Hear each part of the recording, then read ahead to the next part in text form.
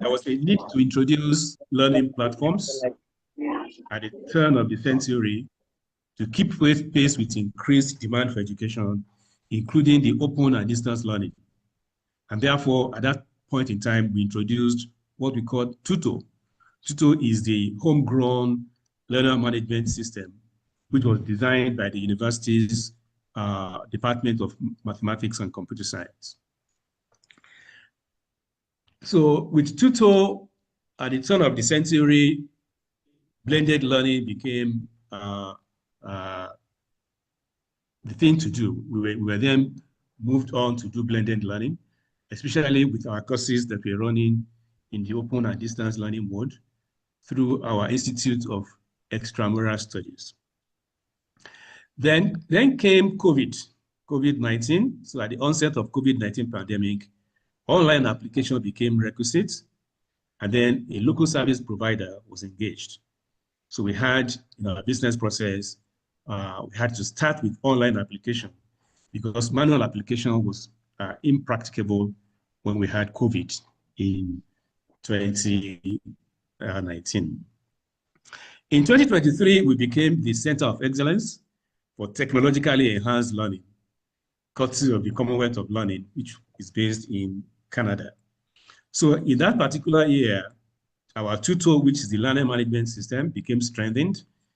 We had modern equipment, virtually all the equipment we needed to make sure that we have a center of excellence in terms of our teaching. So what have we done again so far? We have, through the introduction of technology, been able to increase the access and flexibility for a lot of people. So at this point, we had more partners engaged from the global north and south for student and staff exchange, especially via virtual platforms.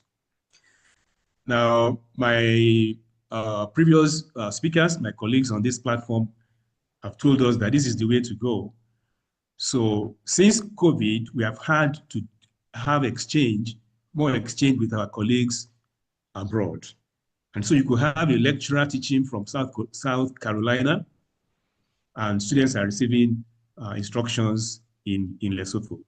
That is the way we have gone so far. And so this means more students and staff had increased access and flexibility, all because of technology. Then you want to ask me, in terms of examination, how do we ensure examination integrity? We had to procure some kind of software that enables us to monitor our students when they are writing exams at all the various remote centers. Also, we have research collaborators who bring even the laboratories to our campuses and the villages. Now, we have collaboration with a pharmaceutical company in South Africa, and we needed to use their laboratories. So instead of carrying our students to their laboratory in South Africa, they bring the laboratories on trucks. We call them mobile laboratories. You can see the example there, Maersk Pharmaceutical Company from South Africa. We also have the Mobile Legal Aid Clinic, which was donated by Rhodes Fund. Rhodes Fund is a government agency in Lesotho. With the Mobile Legal Aid Clinic, we are able to carry justice to the grassroots, because in a country where income is very low, even those who have issues, who have litigations, may not be able to come to the cities to have justice. So we carry the whole process to the villages through our mobile legal aid clinic. We also have recently acquired e-vehicles, courtesy of another partner from Germany. The vehicles are available. They are all electronic, and the company had also started to have installed charging ports, not only for our university campus, but for Lesotho, so that users of e-vehicles can have free charging ports even as they go around. This enables us also to make contributions to society, because in this way, we are actually contributing to visibility and relevance in the society. Curriculum design and delivery have become very interesting, very much enhanced because of technology. Our Center for Teaching and Learning regularly revises all the old programs to make sure that they are relevant to the needs of society. Then we have e-programs that are being processed in a number of faculties. In the Faculty of Education, for example, the e-programs there have become operational, they are running already. And in some other faculties, they are still being processed through the structures of the university. To make sure that we provide education that would assist the, oh my God.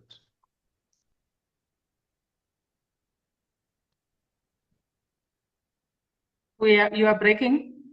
Sorry, I got some distraction. So we are there. Yes, I hope we are winding up with about 3 minutes. Okay, I'll try.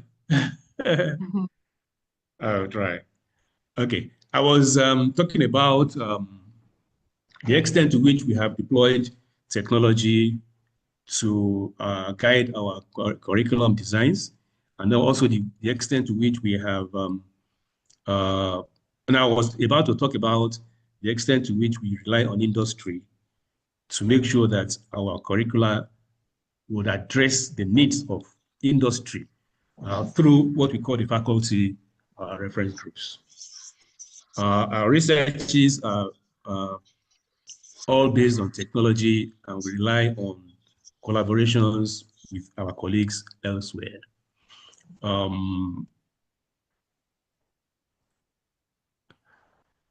In terms of entrepreneurship, the National University of Lesotho is reputed for its contribution in the region. We have a very formidable innovation hub where industries are grown right away from ideation stage, where the ideas are brought out from research in our laboratories, in our classrooms. We take them through incubation, through acceleration, mass production, and even industrialization.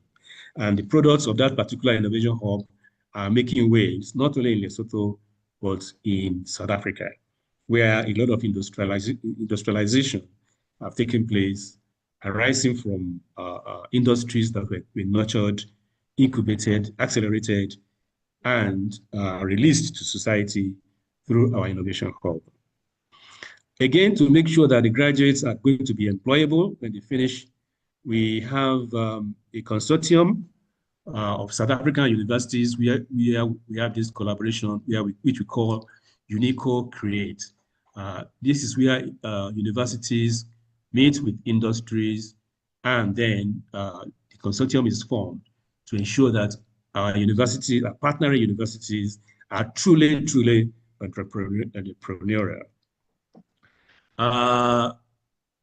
Let me not talk too much about all these ones, except to say that now, how do we respond to emerging global trends? All the sustainable global development goals, the 17 of them, can only be addressed by education.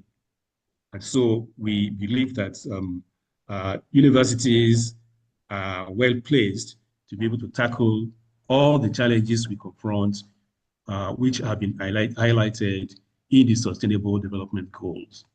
But specifically for the issue of climate change, we are beginning to see that the climate in Lesotho, because of the relief that we have, we are called a kingdom on the mountain. Our weather is much more amenable to agriculture, in the area of horticulture and all of that. So we are beginning to see a lot of farmers from Cape Town, for example, who are coming up the hills to grow their crops in Lesotho, and all because of climate change. We are addressing the issue of inequality. we're addressing social justice. We have just joined the ILO Director General's outfits, the ILO Global Coalition for Social Justice and Protection. All of these are ways by which the university is addressing global trends. I've talked about faculty reference groups. We have the Confucius Institute, the Alliance Francais, I'm sorry, the European Union, the UN ecosystem, all of them helping us to make sure that our graduates are employable. Well, how does this come in? Language is a prerequisite for young people who are looking for jobs globally. In the UN system, for example, your marketability is improved if you are able to speak at least one other foreign language, maybe Mandarin, French, and now recently they have added Swahili. And all of these foreign institutions that are collaborating with us make foreign language available to our students to make sure that they become much more employable as they finish their studies. So in conclusion, what are the key takeaways? Technology, this has been highlighted by the previous speaker. We don't have any option.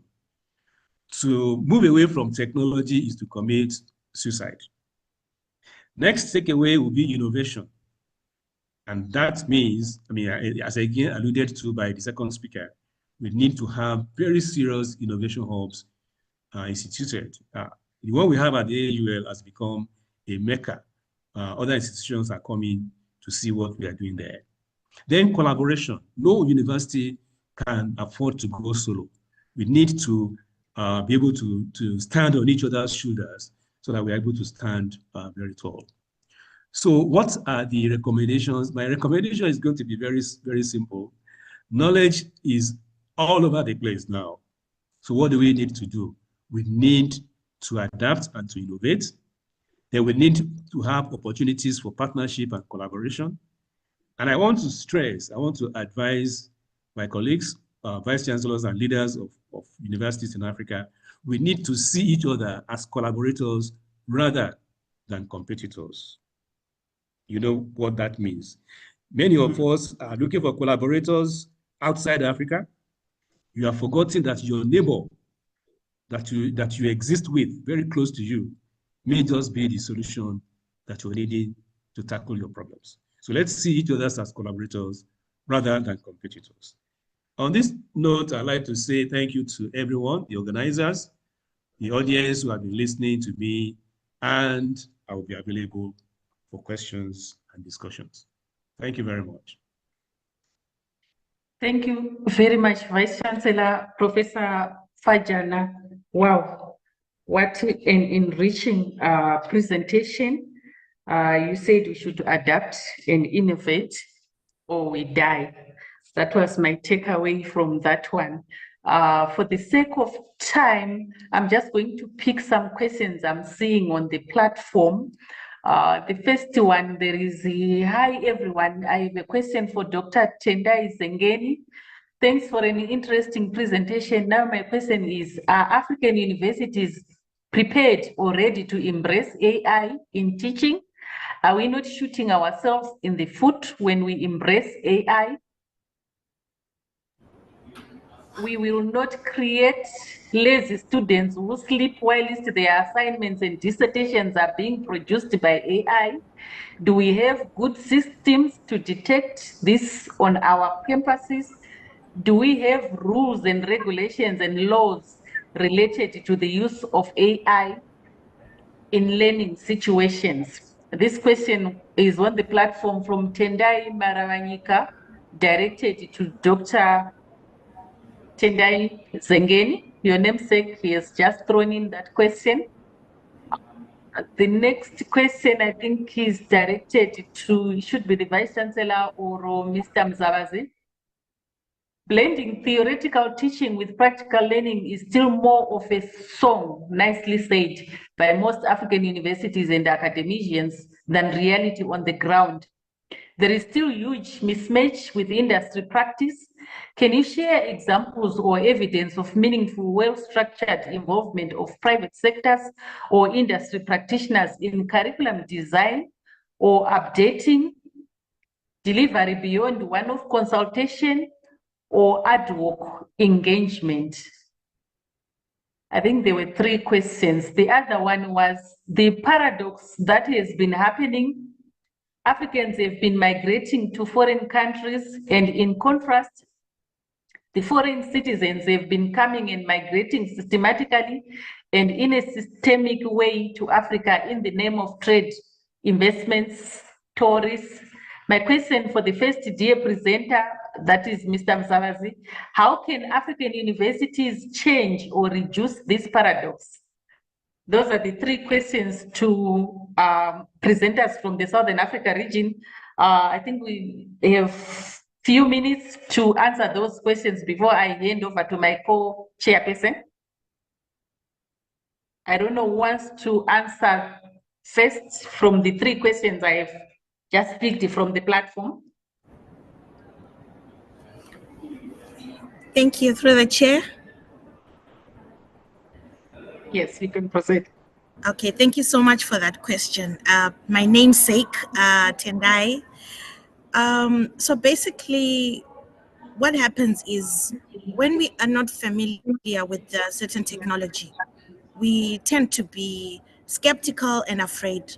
So I think the first thing that we need to do is we really need to embrace AI, especially in teaching. I'll just give you an example of what happened when the calculator, the scientific calculator, was first introduced. I think people also reacted the same way, but for us in universities and in terms of assessment, what we need to do is we need to change the way we assess our students. Just like what happened when the calculator was introduced. You now know that we have a calculator version, let's say, of mathematics, right? So I think we also should have an AI version of, the way we assess our students so that they can be able to think more. Even the way we ask the questions, they need to also critically think so that they can answer the questions. So we are not shooting ourselves in the foot. We really need to embrace. And you asked about the rules and regulations and the laws related to the use of AI in learning institutions. I'll give you an answer, especially in the context of Zimbabwe.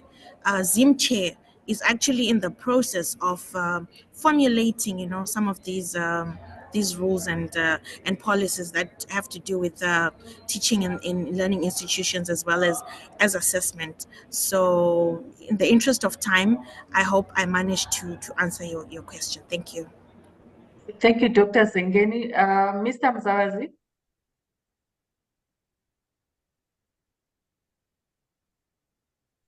Thank you so much for that important question. I think some of the answers lies with the questions of do we have policies, do we have systems, do we have structures? And I think in the presentation is to say we need to be ahead of the game and actually begin to have those policies, because AI is not going anywhere. The use of it is increasing. So how do we go in front of the problem as institutions and be able to put policies and systems that allow it to do that?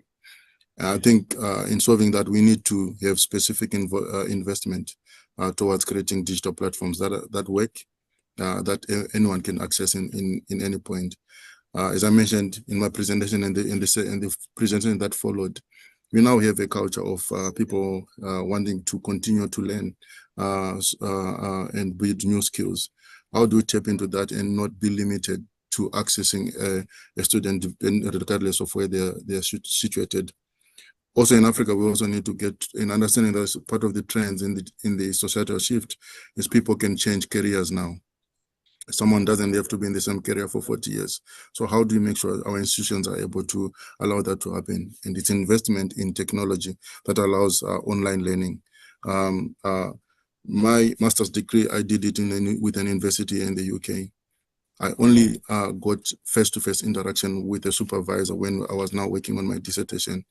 But all the 6 courses that I needed to do were through an online course. There were some live lectures. There were some recorded lectures, and the format was able to do that. The system was simple. It was easy to access. You could go get all the information. So it's our universities getting to that level where we're able to provide those kind of learnings. And once we do that, we're no longer limited only to students who are within the country or the city or the location where the university is. We're able to expand even the broad base of the students that we can access and give information and learning from our centers. I hope that answers the question, and thank you so much. Thank you, Mr. Mzaz. Before I give the floor to Prof. Fajana, there is another question. Are African universities ready to review and restructure their curriculum and syllabus to the new waves of the 21st century through technology? I'm sure the Vice Chancellor will tackle this one in the balance of the other questions. Yeah, thank you very much, Chair. Yes, indeed, the need for our universities' curricula to be aligned with the needs of industry has been identified in various quarters. It's not new that that need exists. What we have done as university leaders is to try to get some representation on our boards, maybe in Senate, in faculty boards, representatives of industry, captains of industry, those who know the job requirements that are current, so that these new requirements are reflected in the curriculum.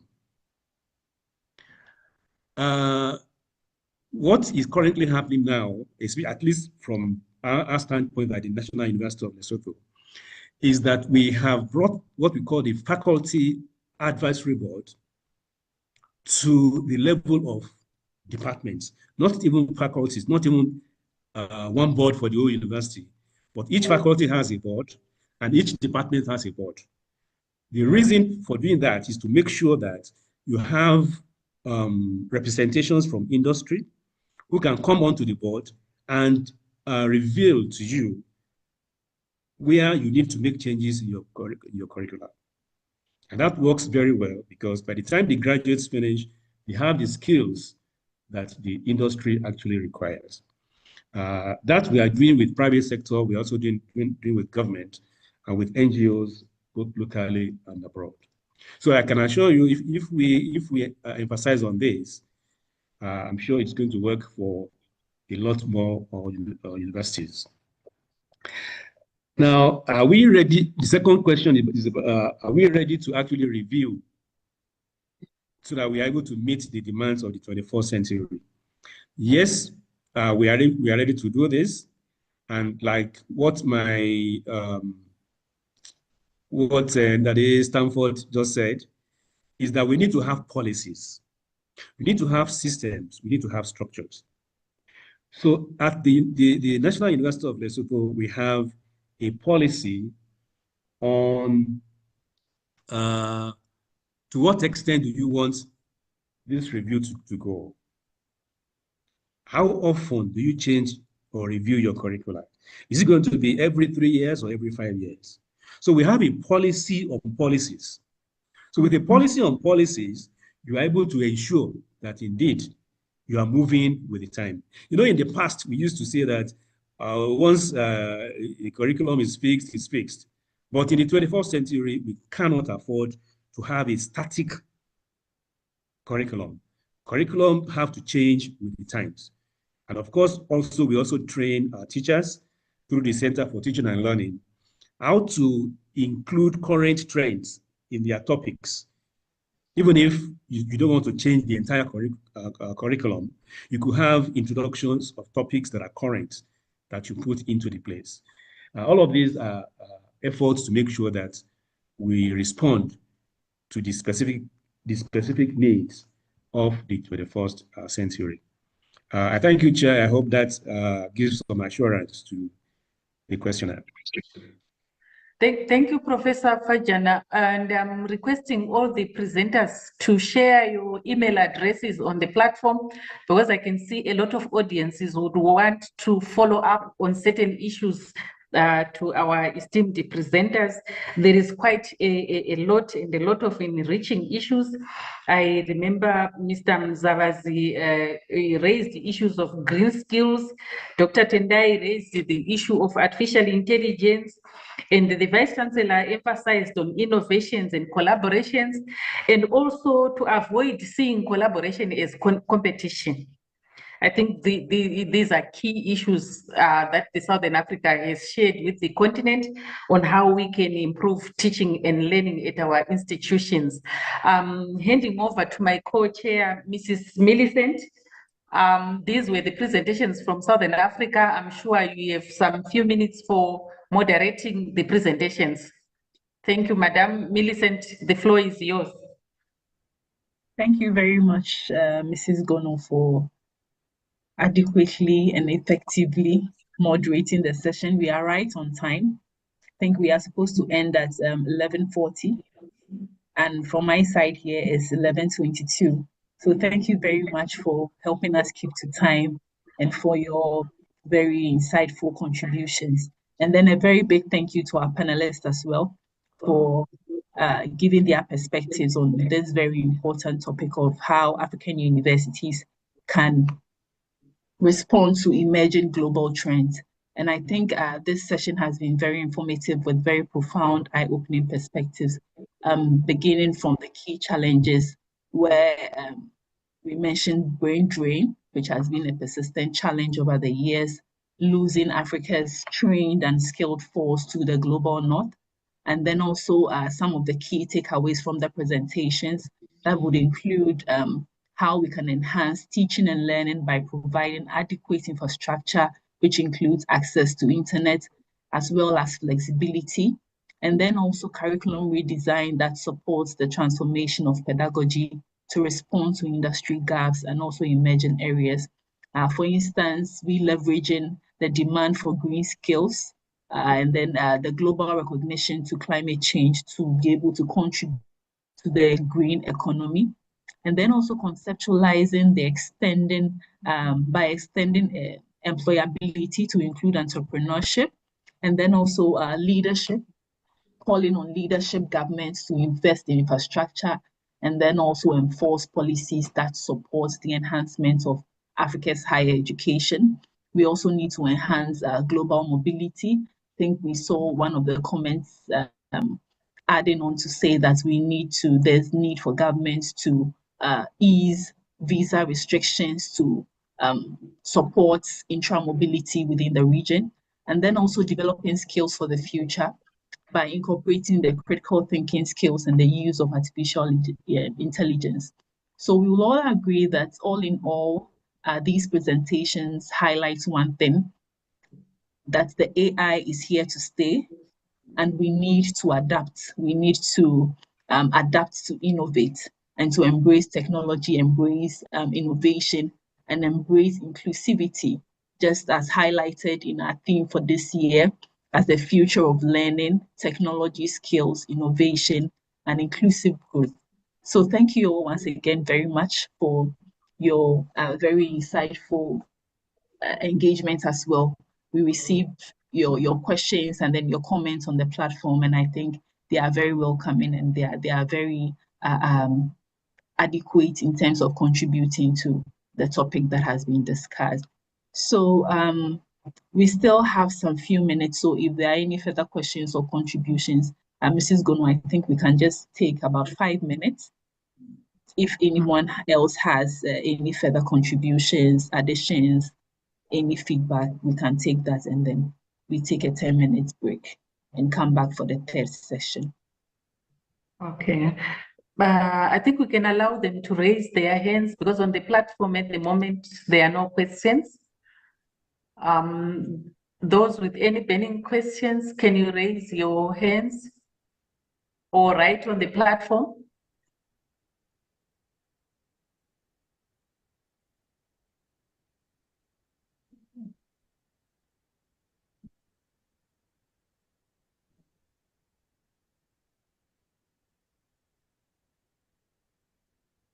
The requests are just for the presentations. I'm sure our presenters are going to share with us. Then we'll send on your emails. If you can also put your emails on the platform. AAU will also upload, I think, some of them on the AAU platform. Confirm, Madam Chair. Yes, we will. And I see 2 hands up, so we may want to take them. Yes, I can see Aditola. Aditola, unmute and proceed with your question.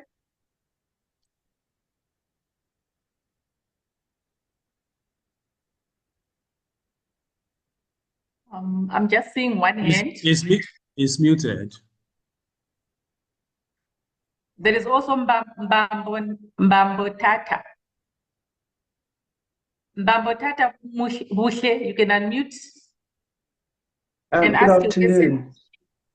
Good afternoon, and mine is not well, maybe a question would be better, and it's about AI, and to Dr. Zengeni, who spoke about AI. To what extent are they, as information technology specialists, ensuring that our students are net contributors, or that our people are net contributors to the development of AI? Because, as you know, AI speaks the language of the North, knows information from the North, knows the standards from the North. How much does it know about Global South? And to what extent are we, as Global South practitioners, ensuring that our students, and our students in particular, and our programmers are participating in the development of AI? Thank you so much for that important question. I guess it's important for us as educators to constantly inspire, our students to be able to contribute. Basically, what happens with AI is it just gives back what we give it. So in order for us to shape our individual narratives, maybe as countries or as the region of Africa, we should not just be consumers of AI, we should also be producers of AI. So, AI is a very, very broad domain. So we should encourage our students to be innovative, to be programmers, to do a lot of programming, and also to have inventions to do with the AI ecosystem. So you asked me to what extent. I think it's important for us to continuously work towards inspiring them to be more innovative. That is how we can also take part in the AI revolution as Africa and as a Pan-African, because we are the ones who shape our narrative. So we should also be producers of AI. Thank you. I can see there is Aditola Christiana. You can unmute and ask your question. There is also Morufu Raim. Morufu Raim, you can also unmute and ask. Good day all from this part of Nigeria. Can you hear me? Yes. Yes, thank you so much. Happy to be parcel of this wonderful discussion. However, I have some few concerns, particularly as it pertains to Nigeria, to Africa, and what AAU can also do. I have been a beneficiary of AAU in terms of their internship program years back. However, regarding the use of AI, you will agree with me that the world is changing, and it's changing in a more geometric pattern, and so therefore there is need for us as lecturers, as AAU, to also change the structure, particularly when dealing with students. For me, I just put down some few points. I said AI should be adopted by all universities. However, university should come up with software to dictate the use of AI by students in order to also limit this use of garbage in, garbage out, and the rest of them.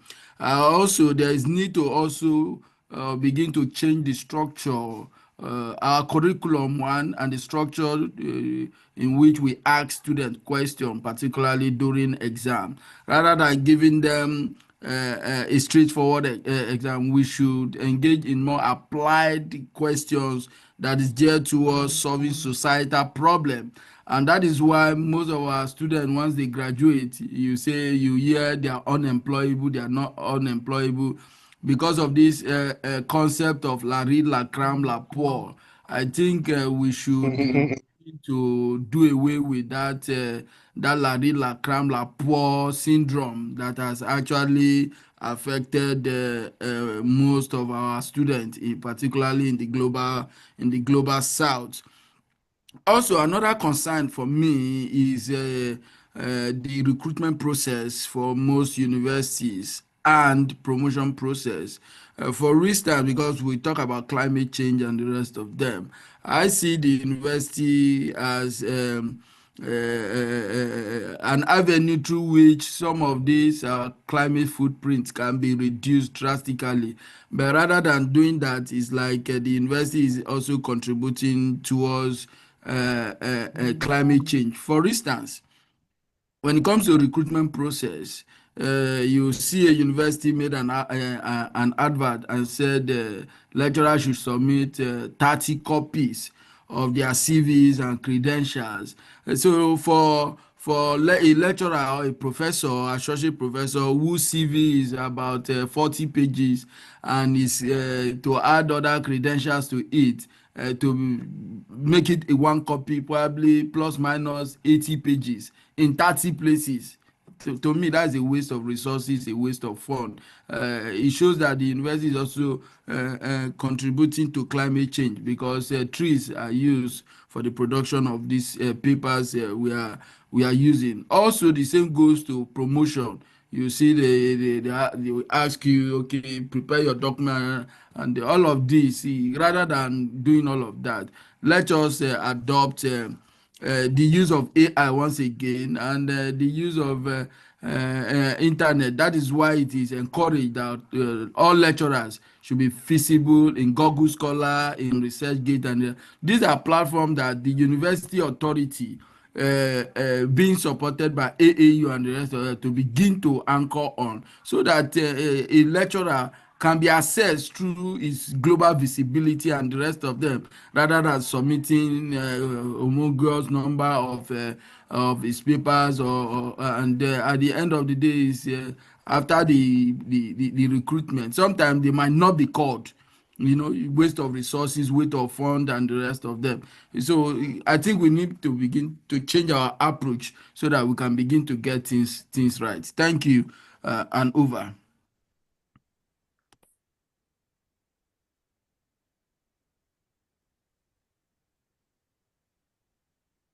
I think we still have one hand. I don't know whether it's Madam Aditola. Hello. Yes. Good morning. Can you hear me? Yes.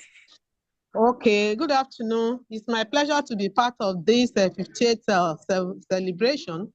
However, my concern on AI has to do with the fear of how this will take away employment from academics and the future of the students who are so deep in the use of AI.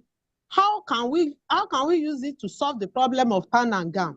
Because here in Nigeria, most training and academic dealings did not actually tally with what is needed in the industry.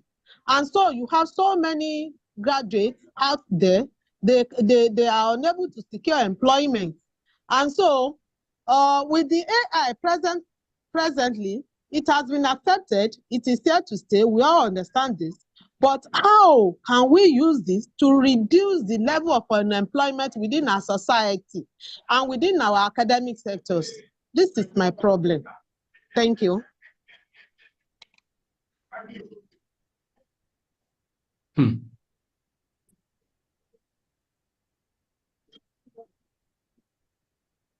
Hello?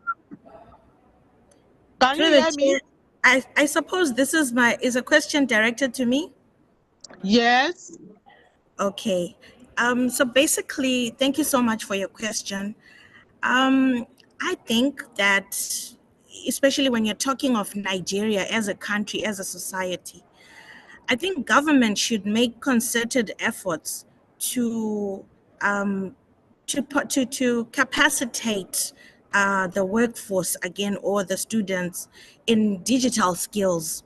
Since you're saying that they are not employable because they don't have these skills. So, like, for example, in my country, our president launched a digital skills program that is going to capacitate about 1.5 million youths in digital skills, so that they can be able to have these new skills to do with AI, so that they can be employed. So I think there has to be something like a national effort to be able to, for capacity building, and even for us, the educators. So that is what I think. I don't know the second part of your question.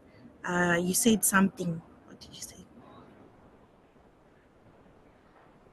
I'm forgetting. Do you mind repeating?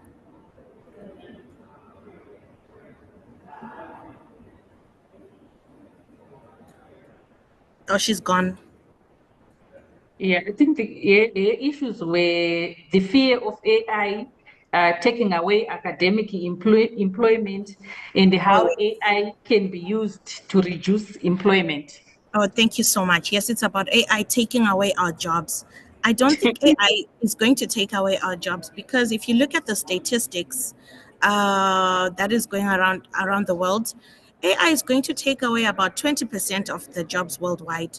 But basically what you need to do is you need to reskill and upskill, so that you can remain relevant. So the workforce that is going to remain relevant are the ones who are able to embrace AI and to be able to use AI. So what is important is for everybody to remember, in today's conference, we kept emphasizing on continuous learning. So everybody should just be able to reskill and upskill, so that you are able to not lose your job. That is my contribution. Thank you. Thank you very much, Dr. Zengeni. So the emphasis is reskilling and upskilling to catch up with the digital world.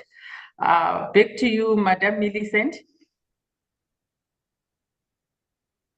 Thank you very much, Mrs. Gono. I think we can end now. And once again, thank you very much to our panelists, and then also to you, our audience, for engaging with us. We see we have universities all across the continent connecting with us. We have the Zimbabwe Open University, we have the University of Calabar in Nigeria, we have Senegalese Institute for Agricultural Studies, we also have the Botswana Accountancy College, the Harare Institute of Technology, Zimbabwe Open University, University of Eswatini, Osun State College of Education in Nigeria, University of Namibia, and then the United States International University in Nairobi, among others. So thank you all very much for connecting. We will take another 10 minutes break, and then we will return for the third session, which will be moderated by my colleague, Ms. Irene Dufie-Adai. So please stay with us. Let's just stretch our legs and get some coffee, and we'll return in the next 10 minutes. That will be 11:50 GMT. Thank you. Thank you. Thank you, Madam.